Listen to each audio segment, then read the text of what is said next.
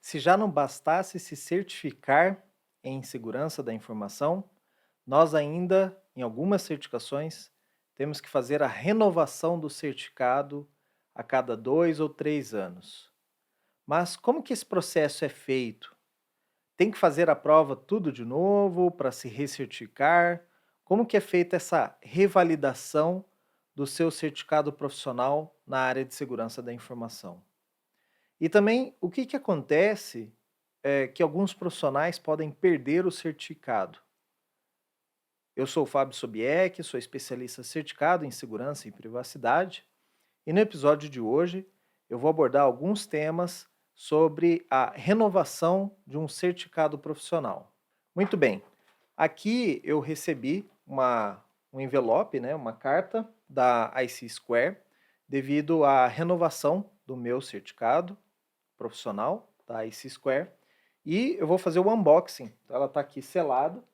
Vou fazer um unboxing aqui com vocês, para vocês verem como que chega esse envelope. Então, esse envelope ele vem lá dos Estados Unidos e traz o seu certificado e algo mais aqui dentro, que é uma carteirinha, uma identificação que você pode carregar com você.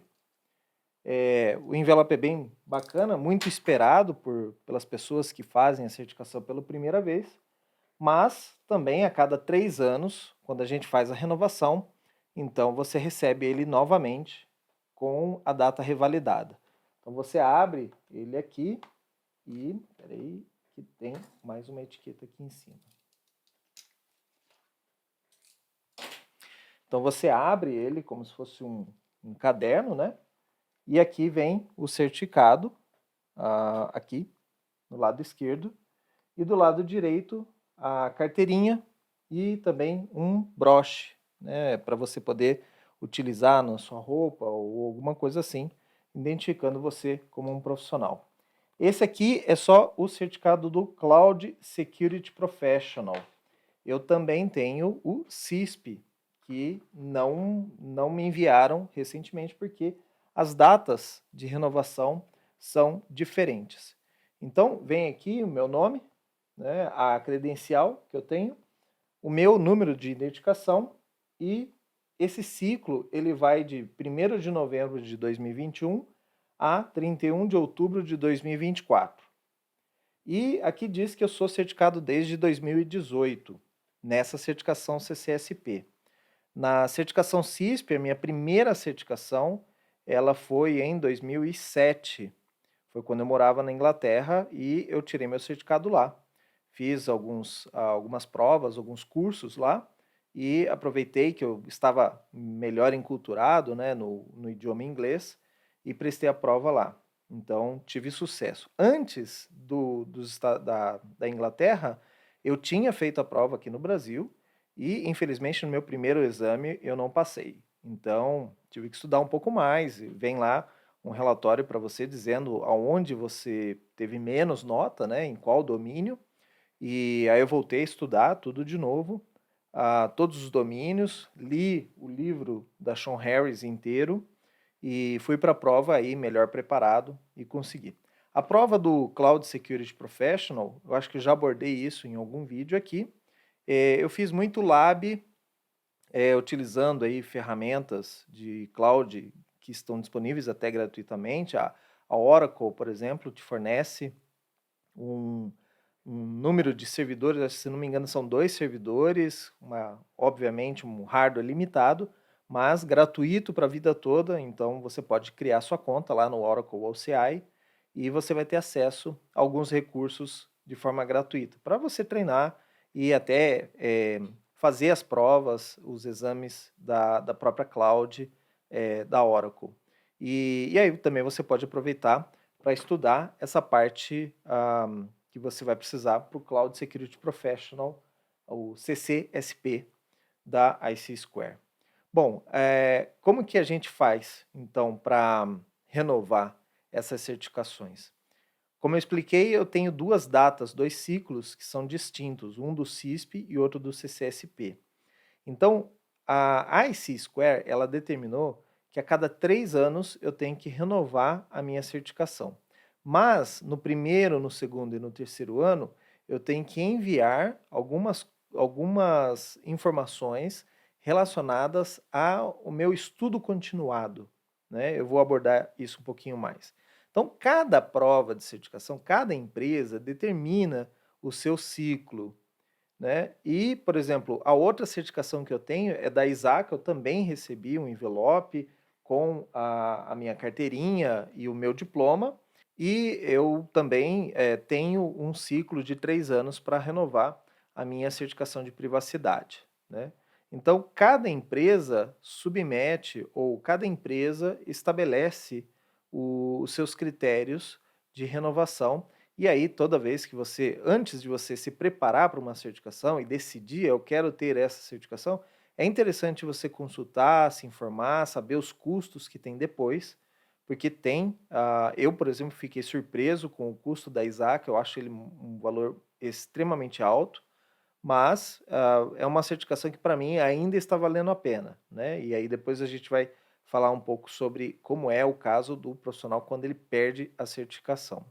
Bom, esse processo de recertificação, então, tem algumas empresas que não estipulam um prazo para você renovar. Ou seja, uma vez que você tirou aquele certificado, você está certificado por resto da vida.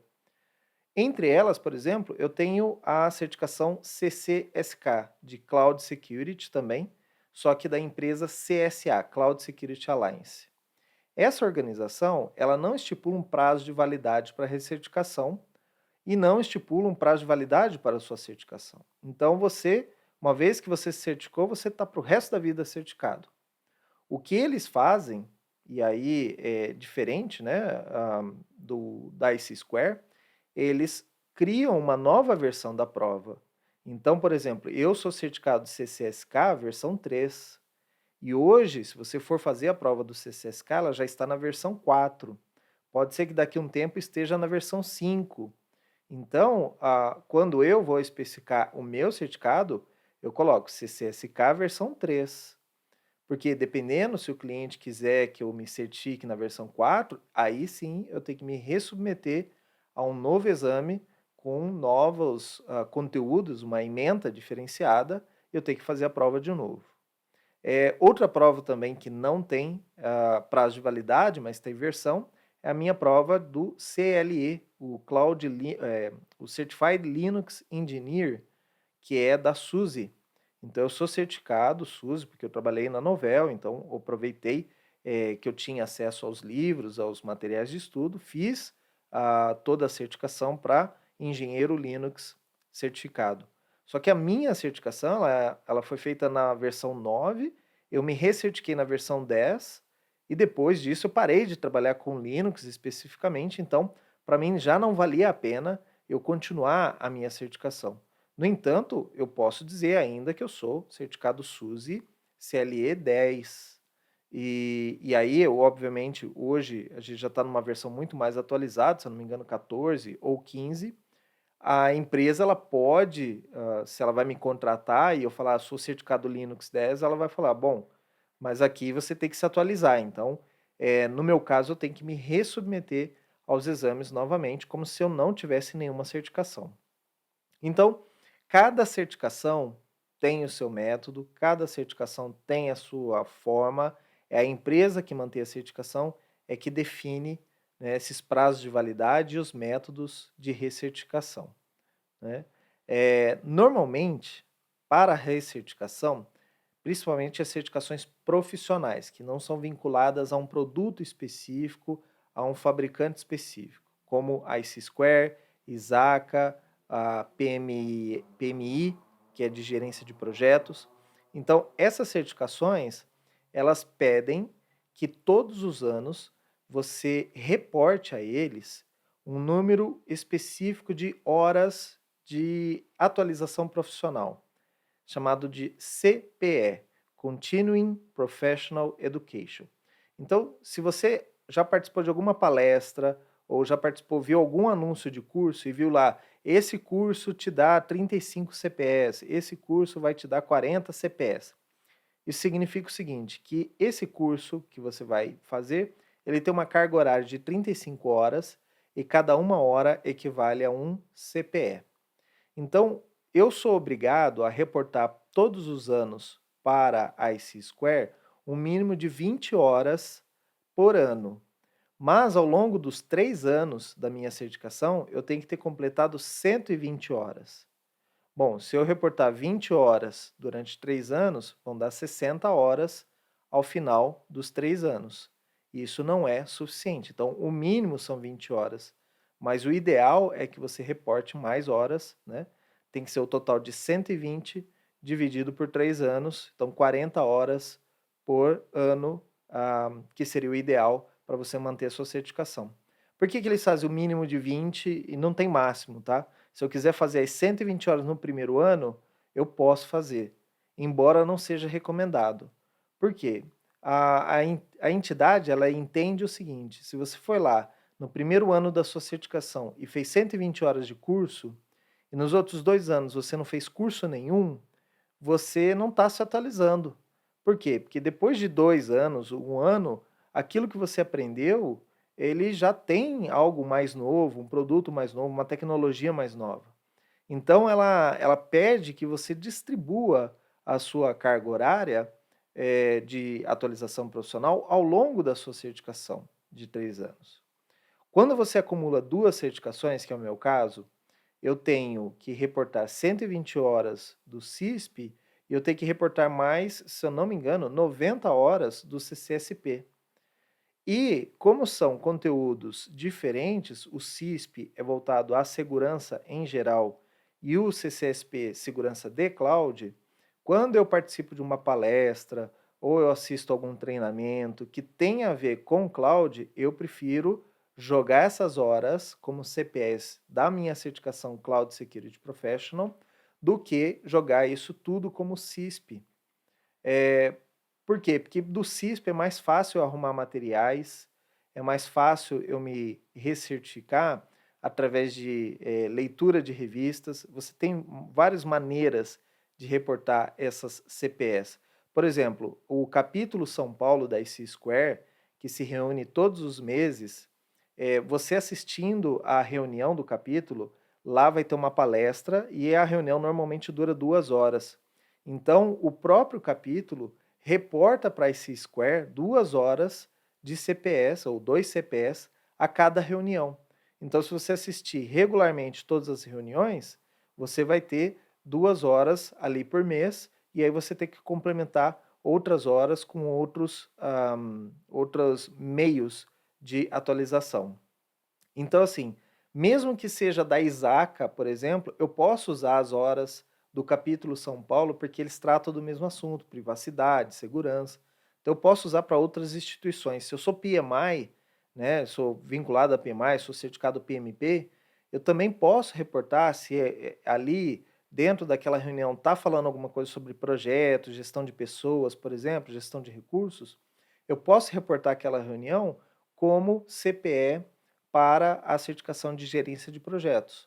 Então, você tem essas maneiras, esses meios, você pode assistir um vídeo, você pode assistir uma palestra, você pode ler um artigo de revista, você pode escrever um artigo, você pode escrever uma palestra, você pode escrever um texto para postar num site. Tudo isso é considerado atualização profissional, porque você tem que sentar, estudar para fazer aquilo ali. Então, com isso, a instituição ela acredita que os profissionais estão se atualizando com as novas tecnologias, se atualizando com as novidades do mercado, quando eles fazem esse tipo de processo, né? Então, por isso que existem esses ciclos de certificação e recertificação, né? Por isso que você tem que reportar esses CPS.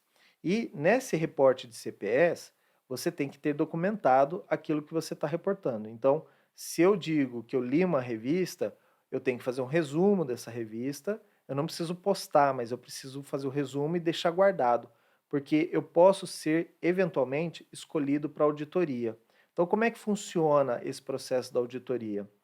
Normalmente, você acessa o site com a sua credencial, seu usuário, sua senha, e você tem um site lá onde você pode postar tal dia, tantas horas eu fiz isso, tal dia, tantas horas eu fiz isso. E depois de algumas horas, o sistema ele já libera para você, olha, ok, sua submissão de CPF foi aceita. Eventualmente, você pode cair ser sorteado para o processo de auditoria. Isso aconteceu recentemente comigo. Eu reportei algumas horas do capítulo, quando o capítulo ainda não enviava por nós, pelos membros, o CPE. Então, eu reportei manualmente e eu fui escolhido para auditoria, fui sorteado.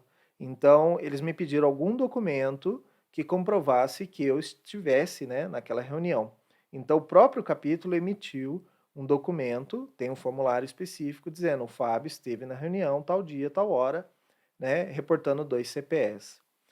Se eu tivesse ido a uma palestra, eu precisaria submeter, por exemplo, o certificado de conclusão, certificado de participação, uma carta da empresa dizendo que eu fui, e normalmente essa carta tem que ser em inglês, né, porque a entidade IC Square fica localizada nos Estados Unidos, a ISACA também, então você tem que verificar essas questões também, como que eles aceitam cartas de outros idiomas, às vezes eles mesmos têm os profissionais para ler esses documentos em outros idiomas, então você tem que verificar esse processo. O que ocorre se a comprovação que você mandar não for aceita? Bom, se ela não for aceita, a empresa, a entidade, vai te notificar, falar, olha, precisamos de mais provas, ainda não está suficiente, né? Ou identificamos algum problema aqui, uma falha, ou alguma coisa dentro do seu reporte de horas. Por favor, eles dão mais uma chance para você enviar outros documentos. Se mesmo assim eles não aceitarem aquela submissão, eles podem declinar e te mandar uma carta dizendo, olha, não foi aceito isso, proceda com novos CPS ou outra submissão, mas esse não foi comprovado. Então, isso pode acontecer. Se for um caso, e isso é muito raro acontecer, tá, pessoal? Mas se for um caso que suspeita a dúvida da entidade, ela pode querer auditar todos os seus CPS. Então, lembra-se, eu tenho que reportar a cada 3 anos 120 horas. Vocês imaginem se eu tiver que auditar ou comprovar, isso eu tenho que ter os documentos. Mas, você sabe, às vezes você não tem todos os documentos. Você reporta, mas não tem um comprovante. Você fala, bom, se eu precisar de um comprovante, eu vou atrás. Então, se eu cair numa auditoria geral, onde eu tiver que reportar todas as 120 horas, aí vou ter bastante trabalho. Vou ter bastante que procurar muitas pessoas para buscar documentos que comprovassem essas 120 horas. Então, por isso que é interessante que você, obviamente, não minta nesse formulário, porque também você está ferindo a tua ética profissional, mas é importante que você tenha documentos e maneiras de comprovar qualquer um dos seus itens que você posta como uma educação continuada, né?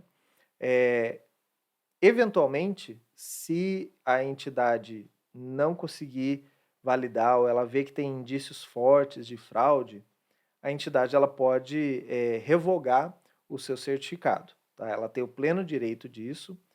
Se você não sabia disso e já é certificado, leia nos contratos, nos termos de aceite, quando você fez a sua prova, que você tem, ou às vezes no código de ética você tem estas informações. Então, a entidade, ela pode, se ela tiver a intenção verificar que você está fraudando o processo, ela pode te remover a sua certificação. Talvez uma, no meu caso eu tenho duas, talvez ela remova as duas certificações. Por isso que a gente fala, é muito raro isso acontecer, mas a entidade tem esse direito. Tá? Então, por isso que deve-se levar muito a sério esse processo de submissão de CPS e esse processo de recertificação, principalmente se você for escolhido para auditoria. Mas também existe um outro processo que é o profissional voluntariamente deixar a certificação. Então, quando você é aprovado no exame do CISP, por exemplo, você você foi aprovado na prova, você ainda não está certificado. Você ainda tem um processo posterior que é a comprovação da sua experiência profissional, que é um pré-requisito, e isso a gente faz através do endosso. Uma vez que você fez o teu profissional, a pessoa que está te recomendando, faz o seu endosso e submete isso para a instituição, e a instituição valida alguns pontos, né, valida alguns documentos e verifica que está tudo certo, aí você recebe um e-mail ah, com o seu aviso, né, que você agora já é certificado. No acesso ao site, você já tem o certificado no formato PDF, que você pode baixar e se você tem alguma necessidade de comprovar a sua certificação para alguma empresa, alguma coisa assim, você já pode mandar. E mais tarde eles vão mandar o que vocês acabaram de ver, esse envelope com o certificado físico impresso em papel, para você guardar ou para você colocar num quadro ou alguma coisa assim. Este processo de liberação, então a partir dali você está certificado. Então ali começa a contar os seus 3 anos de certificação. Então, se você teve alguma questão de auditoria também no processo de certificação, não fique estressado, porque os teus 3 anos eles começam a contar a partir da hora que você recebeu o seu certificado, né? Que você está liberado como um profissional certificado. Então, começou ali a contar os 3 anos, e no primeiro ano eu fui lá, reportei meu CPS e também eu paguei a minha anuidade, né? Estava esquecendo de comentar isso. Cada ano você tem que pagar uma anuidade para a instituição, e por isso que eu falei que a minha surpresa com a Isaca, a anuidade da Isaca chega a ser 3 vezes maior do que a anuidade da IC Square. Então, você paga normalmente em dólar. Se eu não me engano, agora a certificação do CISP está em torno de $100 por ano. Você paga a sua anuidade e você reporta as suas horas. Então, no primeiro ano, tudo bem. Você passa para o segundo ano você tem que reportar mais horas, mas até então, ao final dos 3 anos só, que vai ser verificado a quantidade de horas. Então eu posso reportar 20 no primeiro, 20 no segundo e todo o restante, né, 80 horas no terceiro ano. Não tem nenhum problema, tá? Embora a instituição peça que você faça isso de maneira distribuída. Mas a questão da anuidade, você tem que pagar todos os anos. Se você já deixar de pagar a sua anuidade no primeiro ou no segundo ano, você corre o risco de perder o seu certificado através da instituição. A instituição vai te falar para você, olha, você já não é mais certificado porque você não pagou a sua anuidade. Eles vão dar um prazo, vão mandar uma carta de cobrança para você, vão cobrar mais e mais, até um ponto que você não paga mesmo, e aí eles cortam a sua certificação. Então, teoricamente, se o profissional quiser deixar de ser certificado, ele, ao longo desses 3 anos, ele desistiu. Ele falou, para mim a certificação não valeu a pena, e ele simplesmente pode parar de usar o termo, né, CISP, ou ele parar de usar o certificado dele, nada impede ele de deixar a certificação. Então ele não vai reportar mais horas, não vai pagar anuidade, e com isso ele deixa de ser certificado. Até o final dos 3 anos da sua certificação, mesmo porque isso está impresso no certificado, ele teoricamente ele pode dizer que ele ainda é certificado. Porque pode ser que lá no último mês dos 3 anos, ele se arrependa e fale, não, eu vou colocar aqui todas as minhas horas, porque você vai fazendo cursos, não é, né? Não é algo que você faz exclusivamente para o CISP. Você vai usando os cursos que você vai fazendo na sua empresa ou cursos online, e depois você pode reportar isso tudo como CPS e pagar a sua anuidade ao final, tá? Fazer um acordo com a empresa e continuar certificado. Mas ao final de 3 anos, se você não pagou suas anuidades, ou deixou alguma anuidade sem pagar, ou você não completou as 120 horas de CPS, aí sim você deixa de ser certificado. A própria instituição vai tirar você do site. Quando você, por exemplo, consulta lá na IC Square com o meu número do meu certificado e você busca lá no site, ele te diz se o FAB está ativo ou inativo. Então, a partir da hora que eu estou inativo, ou eu vou ficar um tempo lá, eles vão estar dizendo, esse certificado está inativo, não foi revalidado, alguma coisa assim, ou eles vão apagar simplesmente o meu nome do site. Então, o Fábio já não se encontra na lista de membros. Então, isso pode acontecer. Isso quando você deixa de ser, voluntariamente deixa de ser certificado. Eu comentei alguns dias atrás que um amigo meu que mora no Chile, e nós estávamos conversando da certificação, tudo, e eu falei, olha, tem o capítulo aí no Chile e tal, e ele mesmo falou, eu não estou mais submetendo meu CPS e tampouco pagando anuidade, porque para mim não valeu a pena ser certificado CISP. É a opinião dele. Eu vejo hoje no Brasil aqui alguns profissionais que eu conheci que eram certificados CISP e deixaram de ser certificados, porque já não valia mais a pena pagar anuidade. E, assim, eu sou um eterno defensor da certificação, eu gosto de usar a minha certificação, gosto de ser certificado e ainda acredito que vale a pena em termos de carreira profissional, em termos de comprovação de autoridade para clientes, para parceiros de negócio e tudo mais, é um bom recurso a se utilizar. Então, eu continuo pagando as minhas anuidades e mandando os meus CPS, porque eu não quero perder a minha certificação, né? Mas ainda você pode, então, a qualquer momento, deixar voluntariamente de ser certificado, né? E depois dos 3 anos, você deixou de ser certificado, mas você se arrependeu, você voltou à área de trabalho de segurança e tal, posso me certificar de novo? Pode. Você não tem nenhuma restrição, sabe? Então você pode, só que, obviamente, você vai ter que prestar a prova novamente, passar no exame e fazer o endosso, tudo como se fosse a primeira vez, ok? Talvez, eu não sei, nunca vi um profissional que foi certificado e deixou e voltou a ser certificado, mas eu acredito que permaneça com o mesmo número de antes, porque o cadastro dentro do site da IC Square, não sei outras certificações, mas ele é único. Então, você deixou de ser certificado, voltou a ser certificado, você vai utilizar a mesma numeração, o mesmo ID que você utilizava antes, muito provavelmente. E você pode se certificar novamente. Agora, se você foi, teoricamente, expulso da entidade por fraude, ou porque não seguiu o código de ética, ou por algum problema, né, talvez a instituição ela se negue a deixar você fazer uma nova prova. Ela não te quer mais como membro daquela organização. Porque a empresa ela tem que prezar pela boa conduta dos profissionais, né? E porque o mercado está olhando para isso. Então, se o mercado vê que tem profissionais envolvidos em fraudes contra a própria instituição, nos CPEs e tudo mais, e a instituição não faz nada, ela começa a cair em descrédito pelos próprios profissionais. Eu, como membro, não vou gostar de participar de uma entidade que não age com justiça, né, em cima de profissionais ruins, e o próprio mercado já vai condenar a minha certificação. Eu sou certificado CISP. Grande coisa, lá tem muita fraude.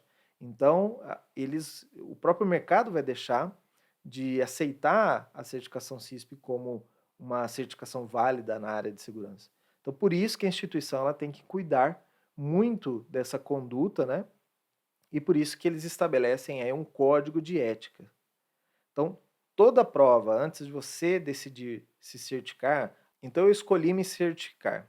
Eu decidi a minha certificação, eu estou planejando, por exemplo, a OCSP, e antes de me certificar, eu tenho que visitar o site da instituição, ver como que é o exame, como que é a prova, o que que é exigido, se tem pré-requisitos, mas também verificar se tem anuidade depois, verificar se eu tenho que apresentar os CPEs, né, de continuidade educacional, se eu tenho que me recertificar a cada ciclo de ano, se são 2 anos, 3 anos, como que é isso, se a prova tem validade, se a prova ela muda de versão e aí eu tenho que me recertificar na nova versão. Então, tudo isso você verifica antes de começar a sua carreira dentro de uma certificação profissional. E também verificar o código de ética. Então, muitas vezes essa entidade ela estabelece esse código de ética justamente para filtrar e poder tomar ações, né, de conduta em cima de como o profissional está lidando no mercado. Então, o código de ética, por exemplo, da IC Square, ele impede que um profissional, um membro certificado, se envolva em cybercrimes. Então, se um dia alguma entidade, ou por exemplo, se algum dia eu cometer algum crime digital, o crime na internet, e eu for pego por isso ou acusado, a IC Square ela pode remover a minha certificação. Né? Esse profissional ele não está seguindo o código de ética da profissão e remove a certificação. Por quê? Porque fica muito feio para a instituição ter no seu quadro um cybercriminoso. Se ela é uma instituição que preza pela segurança de empresas, da sociedade, das pessoas, como que ela tem um cybercriminoso na sua lista? Então, obviamente, isso está no código de ética. Então, verifique o seu código de ética. Às vezes, ele vai comentar também sobre ações anteriores à certificação. Então, por exemplo, se algum dia eu fui acusado, processado e condenado pela justiça, a certificação CISP, por exemplo, ela diz que eu posso ter problemas. Né? Então, se eu tenho algum histórico, mesmo que eu já fui para a prisão, já paguei, não é nada a ver com crime digital, eles podem, talvez, não me aceitar como um membro da instituição. Então, verifique antes o código de ética para saber se está dentro dos conformes, né? Se você pode e quer seguir aquele código. Né? De novo, você, além de perder o certificado, você pode ser expulso da entidade e aí, mesmo que você queira refazer a prova ou alguma coisa assim, não é permitido, né, para aquela instituição. Você pode tentar para outras instituições, eles não trocam informações entre si, mas se for uma outra instituição que tiver outro código de ética, então você pode fazer a sua prova ou tentar a sua carreira em outra certificação. Então, mais uma vez, espero ter ajudado você com esse tema, falando sobre certificações profissionais, sobre esse ciclo de renovação.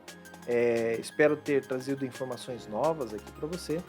E se você tem mais alguma dúvida, envie aqui nos comentários, ou escreva para mim nos canais de comunicação. Meu site é www.sobiec.net e você pode enviar a sua sugestão de pauta se você tem alguma dúvida, quer que eu fale aqui em um vídeo, trate disso como um conteúdo aqui, então fique à vontade para mandar o seu pedido para mim, ok? Muito obrigado pela sua audiência, pela sua preferência e, como sempre eu digo, fiquem seguros.